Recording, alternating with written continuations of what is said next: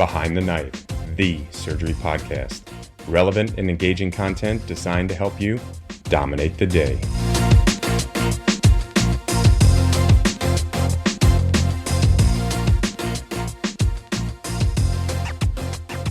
We want you, yes, you, to join the Behind the Knife team as a surgical education fellow. We're looking for enterprising surgical residents to take the bull by the horns and build something new and exciting. Fellows will benefit from ample support from the Behind the Knife team, including the use of our digital education platform and access to all of our resources like illustrators, video editing, AI tools, social media, and more. Get your name out there and build your CV by being part of the #1 surgery education platform in the world.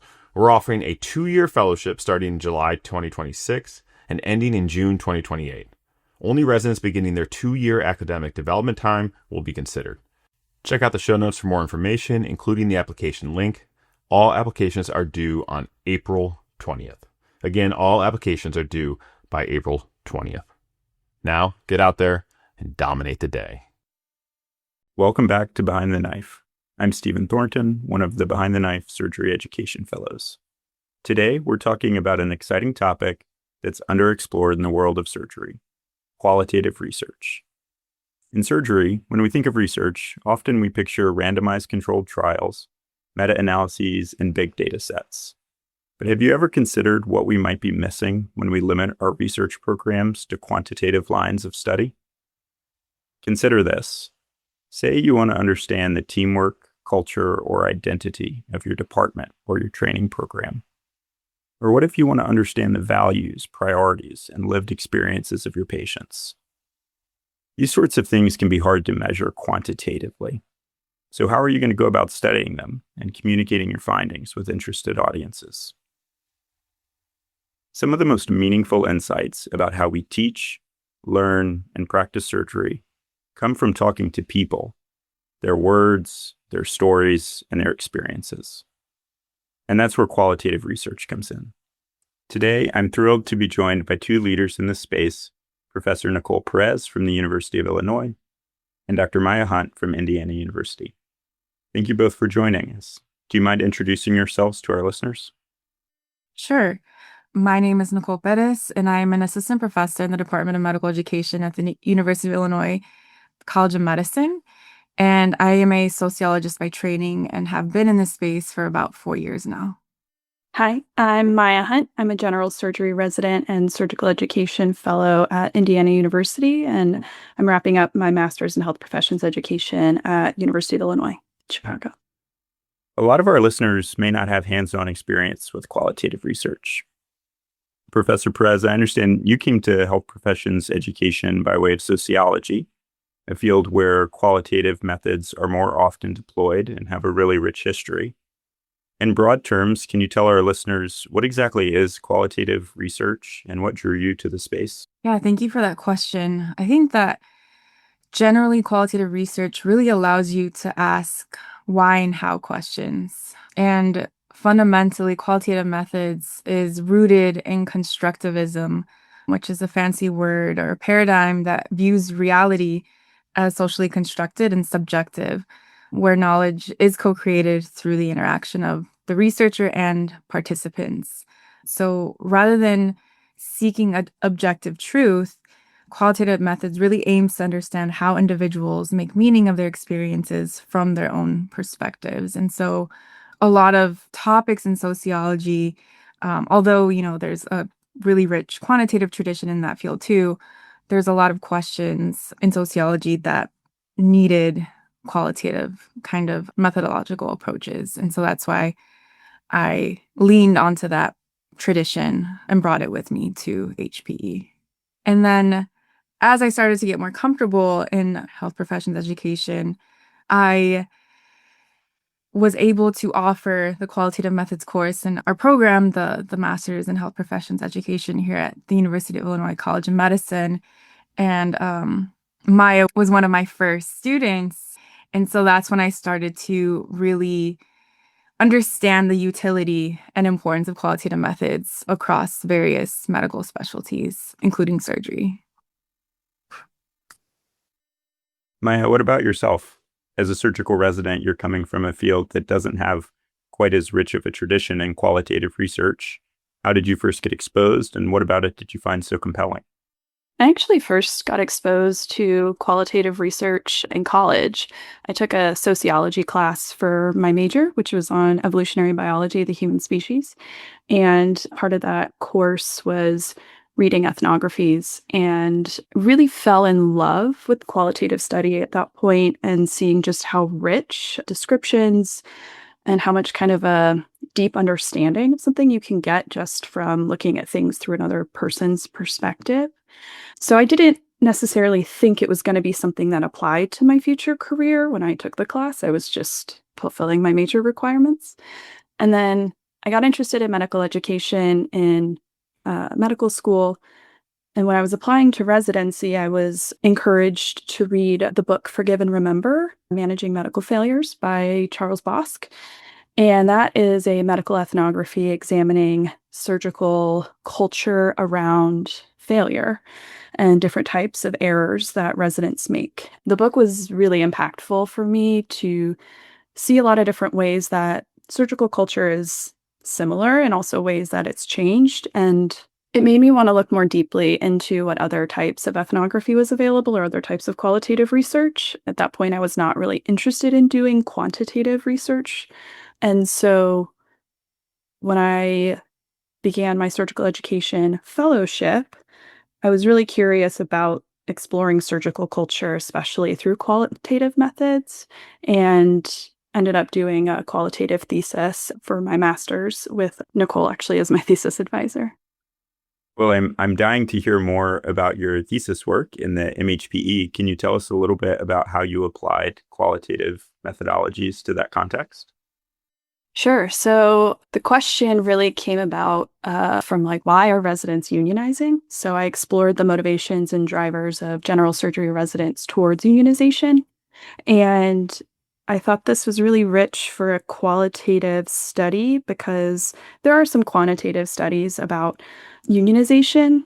But anytime you do a quantitative study, you're already, or like a survey or anything like that, you're already presupposing what people are going to answer by giving them a limited set of responses, right? And perhaps there are responses that somebody might offer or want to say or feel that aren't being captured in a study because they're not offered. And so I felt that we weren't really asking residents themselves why they were unionizing. There were a lot of suppositions. And so I wanted to ask the residents directly. So I did. What about you, Nicole? What sorts of projects are you working on in the qualitative space? Yeah, my first kind of body of work in health professions education was looking at the community cultural wealth model or framework that's been used extensively in higher education. Um, so I brought that with me and that lens to medical education and really wanted to do a qualitative project using that framework. And so I was very much interested in bringing that with me because it's very much assets focused, assets oriented. And from what I saw in my early transition to medical education was that a lot of the ways in which we framed underrepresented folks in medicine or minoritized folks was through deficit ways, deficit orientations about, well, their MCAT scores are low, or they didn't have shadowing experiences, or their parents aren't doctors, right? And so I came from sociology and higher ed where we tend to kind of turn that on its head and say, what are actually the assets that these learners are bringing that we're overlooking? And so I decided to focus on a subset of Latinx medical students and residents to unpack various assets. So in that framework, Tari also talks about cultural capital, linguistic capital, family capital, navigational capital, and there's a few more. But essentially, I have now come out with a few papers from that study in social science, but also one forthcoming in academic medicine on linguistic capital. So that was very much my first qualitative endeavors in this new space. And so I had a lot of fun doing that. I want to highlight the difference between inductive reasoning or approaches and deductive reasoning and approaches. And so in qualitative methods, we're mostly taking this inductive approach, which is which all it means is that we're using the data and working our way up, which is very different than traditionally a quantitative approach that is more deductive reasoning, in which we're testing hypotheses. We're going top down, right, to test a hypothesis. Whereas qualitative methods, we are generating hypotheses where we're trying to, intervene, add, refine existing theories, right? And so I think that the difference between inductive and deductive reasoning and approaches is very important when we're broadly thinking of qualitative research approaches. Maya mentioned that you mentored her thesis work. Have you been working with surgeons much in the qualitative space? Yeah, so I don't know if I should say this here, but surgeons tend to be my favorite students. I don't know if this is like, you're not supposed to have a favorite child, but some of my favorite students coincidentally happen to be surgeons. We tend to get a fair amount of surgeons in our master's program here at the University of Illinois College of Medicine. And I just love when they take qualitative methods because for so long, just like other folks in medicine, they're trained in a very kind of biomedical model, yes or no, black or white. And so when they come to my class, it's this like completely different way of thinking and knowing.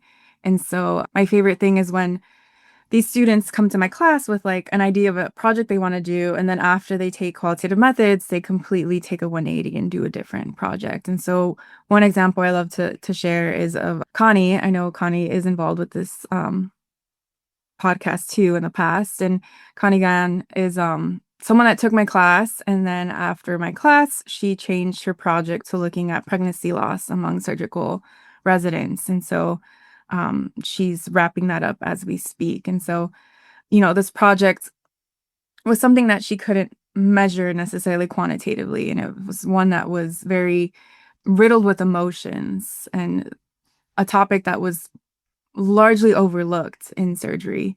And so, although a very difficult kind of topic to explore, very much needed in this space. Nicole, you mentioned the deficit-based model of what students lack versus the assets somebody brings that we're overlooking and how you can kind of have that 180. You're describing it the same with people wanting to do projects and doing 180s. And I think that when you are looking at quantitative, I think I see it more as a black and a white. And qualitative, I see it a lot more as shades of gray. And so you may have aspects of, some things in one, it might be lighter over here, darker over here, but there's teasing out those different shades is part of qualitative research and identifying that there's more than just that binary. And I think that's also really important because we're all different people. We all have different experiences and perspectives, right? And one person is not going to be able to capture all of that. So being able to get that diversity of perspective, to get that more rounded view, I think is also really beautiful. Building on those reflections, it really stands out to me that qualitative research seems to shine a light on areas of study that could otherwise go unexplored. What are y'all's thoughts on what we're missing when we don't include qualitative approaches to our understanding of surgery, surgical education, and surgical care? If we don't include qualitative methods, you're limiting yourself to what you can measure with numbers. And there's a lot more in our world and in surgery and in surgical care than what can be measured with numbers.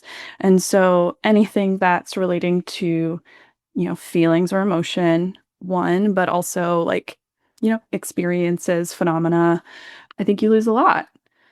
I think it's also important to talk about the different kinds of methods, that there's lots of different kinds of qualitative research. And so you have focus groups and semi-structured interviews in which you're really just having a conversation with one or multiple people. And the conversation is, asking specific questions that have been predetermined based off of the big question that you want to ask. But there's also ethnography in which a researcher is embedded within an environment and analyzing really a culture or a larger phenomenon. And by being embedded in it, the data is not just observations and conversations, but piece of data. It's a lot more bringing together a lot of different types of information to construct the either theory or understanding of what's going on to describe it. And there are other methods than just those two. So it's not that there's like one way of doing qualitative research. Nicole, do you want to jump in here? Yeah, I think by not using qualitative methods in a space like surgery, we lose out on a lot about processes, about why and how things work, mechanisms, right? And so when we think about different types of scholarship, there's scholarship of discovery. What is it? How does it work? Why does it work that way? Qualitative methods can do a lot to get at the why and the how, which is what I had previously talked about when broadly introducing qualitative methods. And I think that building upon Maya's kind of analogy of like qualitative methods being the gray area, I think that's very much resonates with me as well, because we're looking at nuance. We're not, looking at p-values and generalizing to like a whole population. Instead, we're using a case to talk about how certain processes work, what surgery culture looks like at one institution or several institutions. And so these things are a lot more difficult to kind of neatly capture. And it's messy, which makes people feel uncomfortable that it's messy. But I think a lot of times, again, we're dealing with humans and we are messy. But also, if you're a surgeon, you exist in a field that shouldn't be messy, right? Like we want people to have a diagnosis, we want them to be cured, and we want them to go on and be healthy. And so that way of thinking is just so not comfortable, because for so long you've been socialized in your education and training to not embrace the messiness or the gray or the nuance.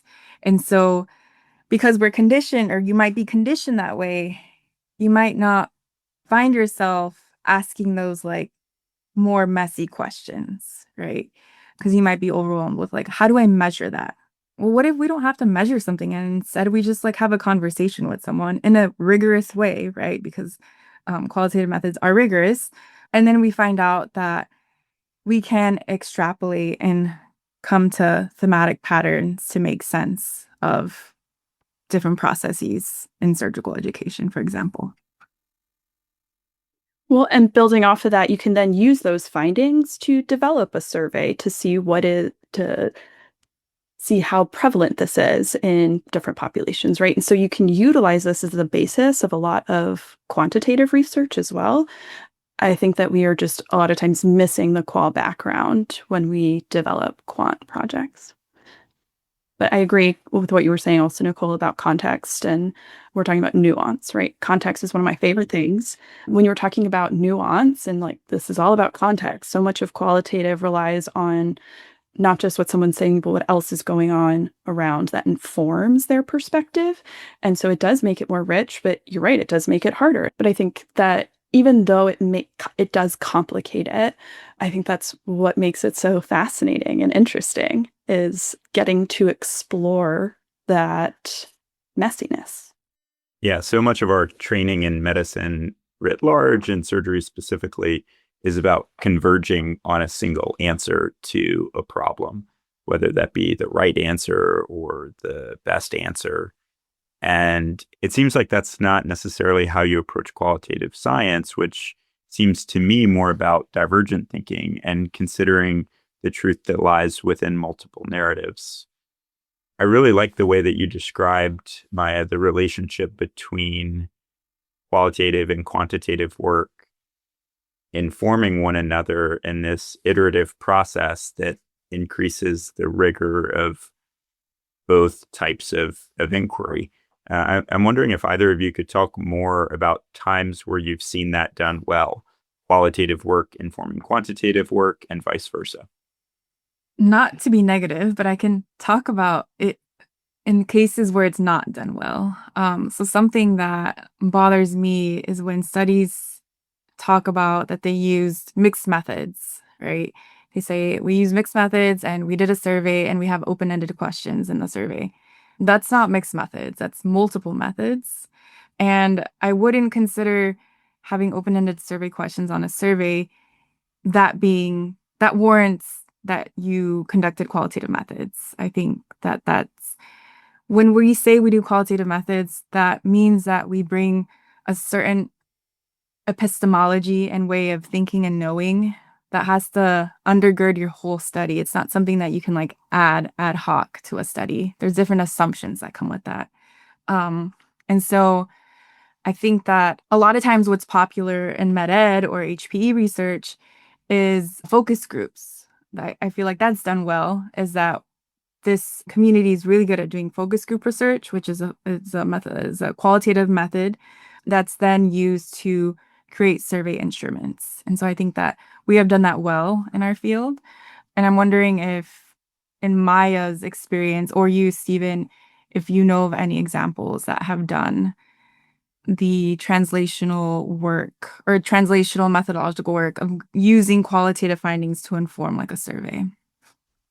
So yeah, so there's one that is I can think of off the top of my head because I work with it really closely, which is Second Trial. So that's the surgical education culture optimization through targeted intervention based on national comparative trial data. And basically it was a large cohort of programs. We saw after the first trial, which was examining flexibility in duty hours and went on to help lead to the changes in the 2017 duty hours for ICGME. There was a finding in the group that well-being was poor. There's high levels of burnout, and they wanted to understand why and what people were doing well or not well. And so they did a huge number of tours of different institutions and did focus groups, semi-structured interviews with a whole bunch of people in the departments, and then utilizing those helped to craft and develop the surveys that they iteratively sent out with Absite. So that was one that was a big undertaking, but they flew to different programs to talk to them in person. There's also an example. There's a paper by Liang et al. From 2019 about why women leave surgery. And it was conducted in Australia and New Zealand, but it's a qualitative exploration. They describe the reasons not as usually one big reason, but as these kind of building blocks, that this tower of blocks that stacks up and becomes more and more precarious. And then as this final block comes on, the whole thing falls apart and women will leave. And so I think, we can measure what's the percentage of attrition in surgical faculty among women, but it doesn't really necessarily give us the why. And so having that background to understand, well, there's a host of factors. Do we want to include potentially to see what those are? How prevalent are these factors at our institution to send out in a survey? Things like that can be used are a good way of utilizing qualitative work to inform your future studies. I feel like there's this perception in surgery, and it probably extends beyond surgery to much of academia, but that qualitative research isn't as rigorous as quantitative work. I'm curious how both of you would respond to that. Yeah, I think that this perception was also something that like sociology struggled with, and it's like coming of a discipline, right? There's some departments where this divide and contention is still very real. I won't name any specific institution, but there are some that it's very obvious who the quant people are, and it's very obvious who the qualitative people are. And so that's a fact. And so when we look at the perception in medicine or medical education, this field also was very much founded through research, primarily using quantitative methods. And so as a newer field, I think that we're still trying to adapt and catch up to other methods and other ways of knowing and doing. But there are some subspecialties that are more comfortable or more accepting of these qualitative methods, I should say. And I think that this is apparent in like journals, right? If you look at various journals, you could see like the uptick in journals using qualitative methods. And so a good example is JAMA Open Network is now, historically, they have had like a quantitative expert be involved with the peer review process. And now as of this year, they have qualitative experts, which like makes me so happy because that just goes to show that we're trending in this like direction where it's being more accepted and that it's being taken more seriously, right? Like we're having experts be involved in the review process. And so I think that it's interesting because folks who have this perception perhaps are ones that have never been involved in this research, right?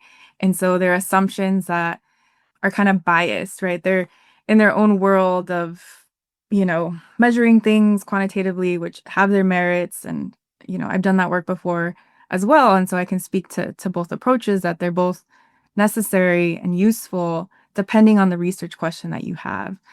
But I think that when we are trying to measure rigor, there are different criteria, right? And so one of my favorite things to kind of talk through is bias, right? It operates differently in qualitative methods. In quantitative, approaches, we want to get rid of bias. We want to control for relevant variables to get rid of bias. In qualitative methods, we actually want to be very transparent that we are biased and that bias actually is not a bad thing. That my bias as a woman of color that's not in medicine, that does research in this space, brings a certain value that, for example, Maya might not bring to a project, or she might bring value to a project that's looking at surgical education, right? And so when we think of rigor and bias, that's something that I really want to emphasize to students, is that it's not a bad thing. I think something else to note is that all studies are biased because all humans are, because we are inherently human. And so it's whether or not the biases are transparent and being discussed. And so what I like about qualitative research is that there are these positionality statements that you should include where you know, divulge what your positions are, who else on your team has those positions, were there other people involved who had differing positions, to make sure that you aren't focusing on just, again, a biased perspective. How are you, reflexivity as well, is like, how are you able to critically examine the assumptions that you're making about the data, and then how else could it be interpreted outside of, my limited viewpoint? How might Nicole see this differently than how I'm seeing it? And I think that's why you need multiple perspectives and multiple people involved who have differing opinions in qual research. But I think like you were saying, it's a misperception that qualitative work is not as rigorous. All data analysis requires an element of interpretation. So whether the biases involved are acknowledged or not, they're going to be present. And in quantitative research, a lot of times those biases or those points of view from which they are approaching the data are not divulged. And I think it would be helpful to have that. Yeah, you use this phrase positionality, and Nicole, you highlighted how people's individual identities, potentially labeled bias, can really be a strength in qualitative work and allow you access to information and understanding that you wouldn't have otherwise. I mean, it sounds to me like, Maya, you mentioned this study you did with resident unionization.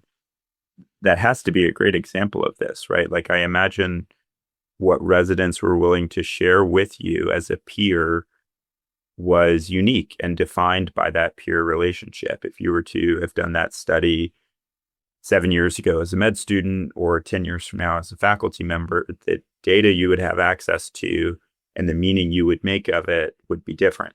It wouldn't be more right or less right, but it wouldn't be the same data.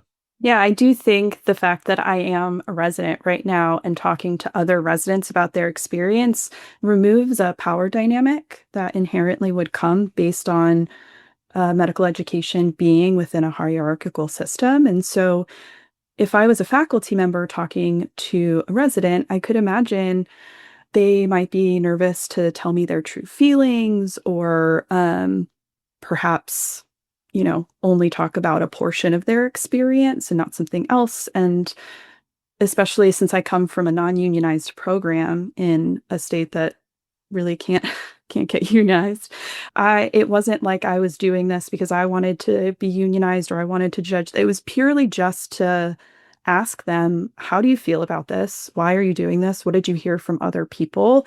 what's happened throughout the process. What was it like? How has it changed? How have your views changed throughout this? And I think the biggest thing was that residents expressed that they felt like they were finally being heard because somebody was asking them the question. And so I think that's why it's important to inspire surgeons to do qual research, is because you have access in a way that a lot of people don't, not only to operating rooms and to patients and clinics, but to the world experiences that you have that you can bring to these questions is also very important.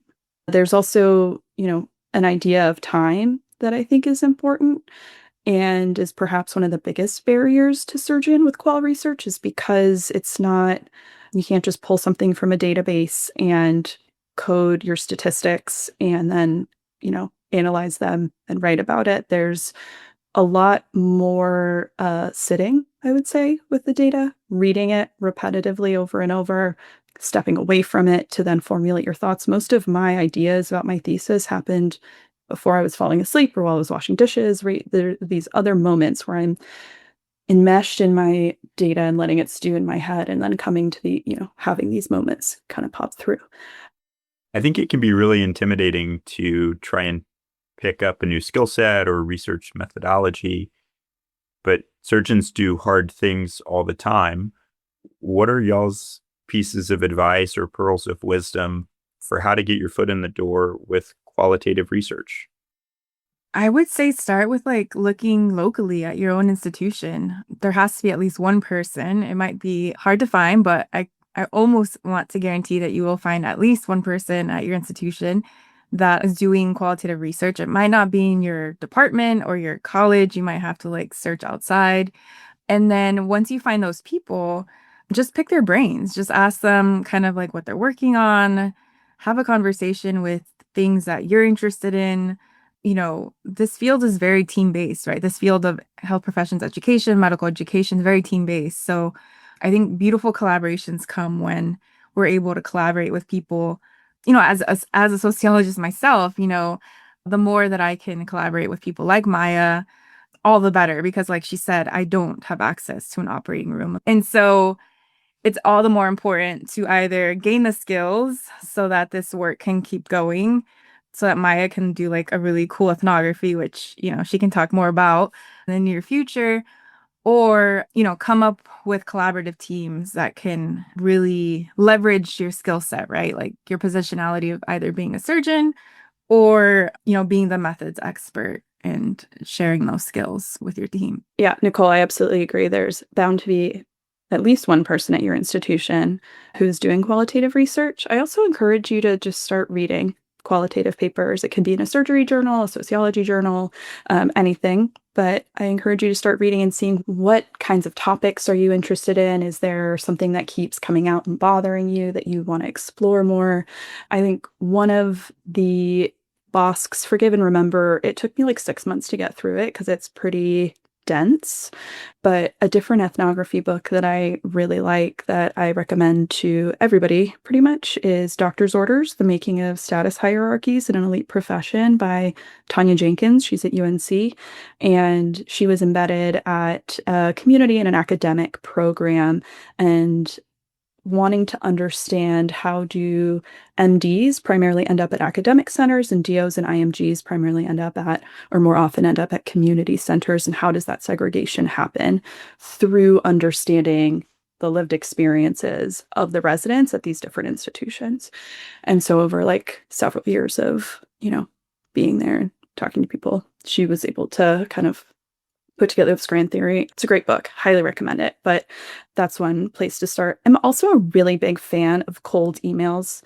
So even if somebody isn't at your institution and you find a paper that you really like, this is the only thing you're fascinated in qualitative, whoever wrote the paper, send the corresponding author an email and say, hey, I'm a surgeon, I'm a surgery resident, whatever you are, and I have no experience in qualitative methods, or, I'm just starting to get into it, or I have a little bit, and I'm really excited and interested in this study, the topic that you're, exploring. I was wondering if I could, chat with you, see what possibilities there are for collaboration and how I could gain some more skills while potentially also providing additional access or perspective to give. So I am never afraid to send a cold email. I think everybody should do it more often. I'd love to hear a little bit about where you're both hoping to take your program of research in the years to come.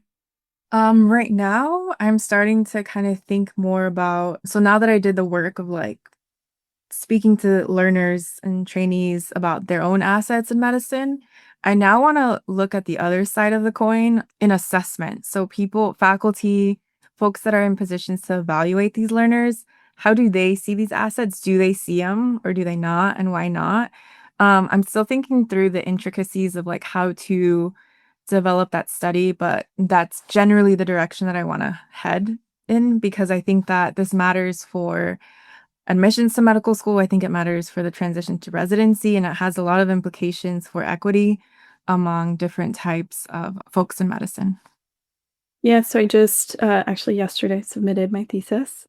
So I need to get that published. But from there, I think one of my collaborations that I was just reached out to collaborate on a project about rationalization in medicine, and really, which is like basically the step towards bureaucratization and perhaps how that's influencing culture within medicine.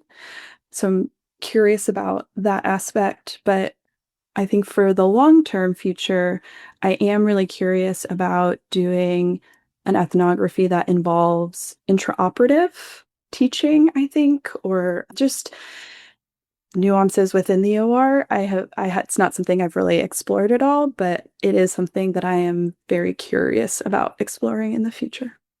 Well, I want to thank you both for sharing some of your time today to come on the show and talk about your experiences with qualitative research. This has been really so great, and I've learned so much just from listening to you both. For our listeners, we'll link the papers and resources for getting engaged with qualitative methods in the show notes. And thanks again for coming on. Be sure to check out our website at www.behindtheknife.org. Download our free app available for Apple, iOS, and Android. Simply search for Behind the Knife in the App Store or Google Play to download the app. In the app, you can listen to our episodes, watch high-yield videos, and even access our premium content, including our oral board reviews and trauma video atlas. You can also follow us on Twitter at Behind the Knife and on Instagram at Behind the Knife Podcast. If you like what you hear, please be sure to leave us a review. Content produced by Behind the Knife is intended for health professionals and is for educational purposes only. We do not diagnose, treat, or offer patient-specific advice. Thank you for listening. We appreciate your support. Until next time, dominate the day.